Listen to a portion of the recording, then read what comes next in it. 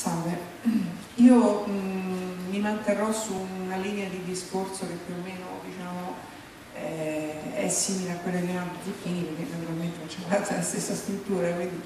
quindi diciamo che fondamentalmente il mio compito è quello di trasmettervi alcune riflessioni che la Filea sta facendo negli ultimi anni in merito alla sostenibilità nelle costruzioni, una scelta che appunto ha imboccato da diversi anni e che poi ha sostanziato con una serie di attività anche a carattere nazionale, accordi, protocolli anche con l'ANCI, anche con le altre federazioni sindacali, ma poi anche con accordi più specifici come questo per esempio con Legambiente Nazionale o altri in corso, per esempio con Federcasa, con altri, diciamo tutti strumenti che noi ci stiamo dando per cercare di passare da un impegno generico di sostenibilità, insomma, delle costruzioni a concretizzare, diciamo, questo impegno sia in termini di proposte politiche che servono per sostenere questo tipo di svolta del modello di sviluppo e sia in termini un po' più interni di riflessione per capire questo tipo di mercato nuovo, questo tipo di edilizia sostenibile, che cosa significa come trasformazioni nel processo produttivo, nel mondo del lavoro, per le nostre categorie, per le categorie che noi rappresentiamo.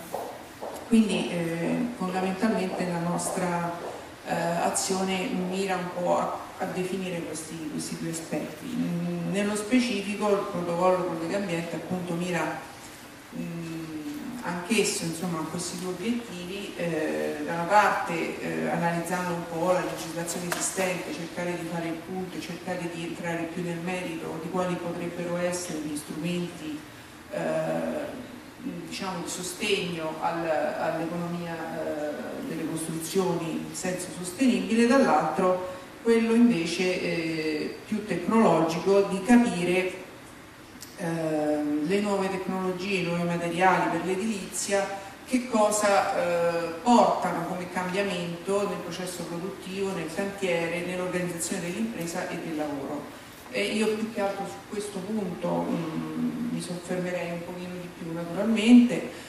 perché è una riflessione che abbiamo avviato già da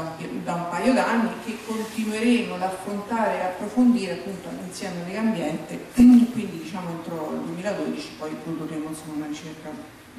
che darà un po' un esito di questo ragionamento, però alcune cose abbiamo già appunto cominciato a ragionarle e quello che appunto emerge dalle nostre riflessioni è che in effetti l'innovazione sostenibile, cioè una trasformazione del modello economico nell'ambito delle costruzioni porta all'introduzione di un nuovo concetto di prefabbricazione in edilizia sostanzialmente. Non è la prefabbricazione cioè non è la prefabbricazione pesante degli anni 70, è una cosa molto diversa, è una prefabbricazione cosiddetta leggera per componenti che poi assume anche vari livelli di competenza, nel senso si passa dalle tecnologie completamente assemblate a secco in legno, in acciaio, miste, che quindi sono prefabbricazioni diciamo così spinta, tra virgolette, fino alla integrazione di elementi impiantistici complessi o di componenti finiti ad elevate prestazioni in un organismo che può essere anche più tradizionale. Quindi ci sono varie forme diciamo, di prefabbricazione e di integrazione. Quello che è la caratteristica principale estensibile un po' a tutti i processi è il fatto che aumenta appunto la parte e la quota degli elementi, dei componenti che vengono prodotti altrove, quindi in stabilimento, e poi assemblati nel cantiere. Quindi fondamentalmente il cantiere diventa un cantiere di montaggio. Questa è la tendenza che noi guardiamo se vediamo a quali sono le tecnologie e i materiali che maggiormente rispondono al requisito di sostenibilità, quindi di efficienza energetica, di produrre, di realizzare edifici a consumo zero o addirittura positivi, insomma. Questo che cosa significa naturalmente? Nel versante dell'organizzazione del cantiere, il cantiere si semplifica estremamente, cioè diventa un luogo di montaggio, diciamo, assoluta, diventa un cantiere di montaggio di elementi già finiti, quindi un luogo molto più facile da gestire rispetto al cantiere attuale, dove ci sono tantissime competenze che si intrecciano, dove ci sono anche molte opere che vengono realizzate appunto in opera, quindi con tutta l'artigianalità che questo comporta. Chiaramente un cantiere di questo tipo, dal punto di vista delle organizzazioni sindacali e del mondo del lavoro, ha molti risvolti positivi, perché prima di tutto c'è una qualità del costruito che è più certificata, che è più sicura, che è sicuramente maggiore rispetto a un prodotto fatto in opera. C'è anche una forza lavoro che è più qualificata, perché è una forza lavoro che o lavora in stabilimento e quindi con determinati tipi di caratteristiche. Poi chiaramente qui la cosa è molto vasta, però insomma, possiamo parlare di legno, di acciaio, di tanti materiali, di impiantistica, eccetera, ma anche chi monta questi elementi nel cantiere deve essere un professionista, deve essere qualcuno che conosce bene determinati tipi di tecnologie. C'è quindi un aumento della professionalità dei lavoratori, c'è uno spostamento diciamo anche una diversificazione delle specializzazioni per quanto riguarda il lavoro, c'è una necessità di integrazione anche di specializzazioni per esempio impiantistiche nell'edilizia, c'è anche una tendenziale maggiore fidelizzazione, diciamo, dei lavoratori alle imprese, perché chiaramente un operaio specializzato, professionale, eccetera, non è così facilmente, come dire, ricambiabile rispetto a un manuale generico, insomma. Quindi diciamo che in realtà non solo, un altro elemento molto importante è quello delle condizioni di salute e sicurezza del cantiere, che diventano condizioni molto più, come dire, controllabili, cioè il cantiere diventa un cantiere di solo montaggio, quindi le condizioni di sicurezza del cantiere sono estremamente migliori rispetto a quelle del cantiere attuale. Le condizioni naturalmente di salute e sicurezza, poi la problematica si sposta nello stabilimento, qui stiamo sempre un po' estremizzando naturalmente, cioè chiaramente io parlo un po' guardando a una ipotesi futura di un mercato che se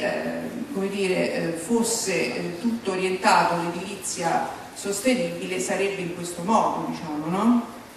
Però questo serve per capire quali sono poi i risultati che si avrebbero in termini di organizzazione del lavoro, che sono molto diversi da quelli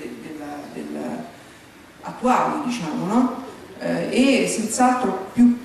positivi rispetto alla situazione attuale per quanto riguarda il lavoro. Naturalmente, ecco, dico questo perché questa è, come dire, una proiezione ipotetica che si avvera soltanto nel momento in cui questo mercato poi si realizza sostanzialmente.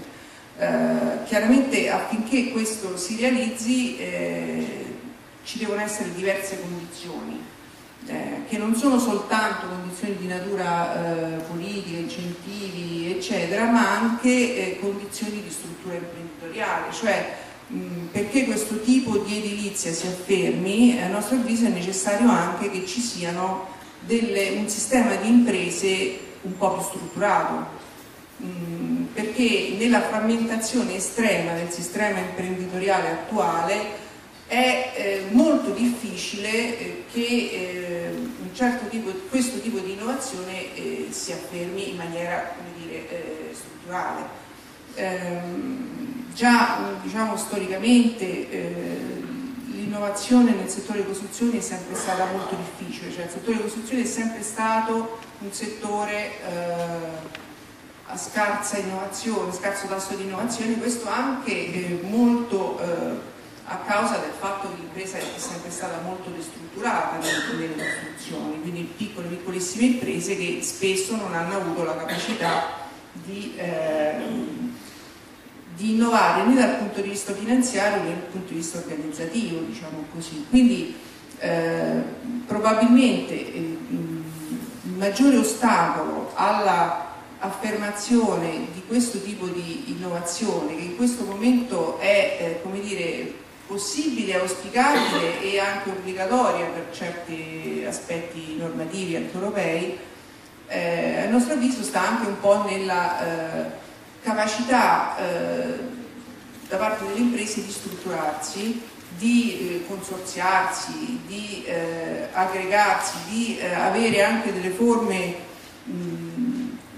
di accesso all'innovazione, alla meccanizzazione, all'innovazione tecnologica che possano essere anche locali, quindi nei distretti, nelle reti, nei consorzi, eccetera, però che c'è un problema di organizzazione dell'impresa, cioè l'impresa deve avere un minimo di peso e di dimensione e una capacità di accedere a servizi comuni che altrimenti, diciamo, nell'attuale struttura imprenditoriale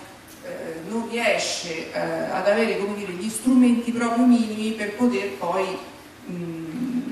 entrare in questo meccanismo dell'edilizia sostenibile, cioè poter formare le persone, poter avere quel minimo di finanziamento o di informazioni relative all'innovazione in campo, poter avere il supporto per anche avere contatti all'estero, eccetera. Quindi questo è un po', diciamo, il ragionamento che stiamo portando avanti. Chiaramente questo poi riguarda soprattutto il mercato dell'edilizia residenziale, come abbiamo detto non è più, diciamo, il mercato di riferimento non è più il nuovo fondamentalmente, ma sarà sempre più l'esistente, la riqualificazione dell'esistente, tanto più diciamo questo viene anche un po' a favore, nel senso che comunque il mercato dell'edilizia sostenibile è un mercato che è benissimo alla portata delle piccole e medie imprese, diciamo, però di una piccola e media impresa che ha una sua struttura, che ha una sua organizzazione, che quindi sa muoversi nell'ambito di questo tipo di questa innovazione tecnologica, che come diceva diciamo, l'ingegnere adesso Boscolo, di fatto già c'è, sono 20 anni che si parla di assemblaggio a secco, di materiali innovativi, non sono novità. La novità attuale è quella del fatto che una congiuntura economica di crisi e la consapevolezza europea, diciamo, su questo versante abbiano in qualche modo spinto verso l'applicazione di queste tecnologie che di fatto già c'erano. Quindi sono le condizioni socio-economiche che sono cambiate piuttosto che l'innovazione. Poi certo, cambiando anche la situazione, anche l'innovazione ha avuto un maggiore impulso, questo naturalmente sì. Però ecco, io vedo in tutto questo discorso la parte forse più debole, più difficile da affrontare, la vedo nel sistema dell'impresa di costruzione, che diciamo storicamente l'Italia è molto frammentata, è molto destrutturata e quindi fatica ad agganciarsi a questo sistema e l'innovazione tecnologica che richiede il mercato in questo momento.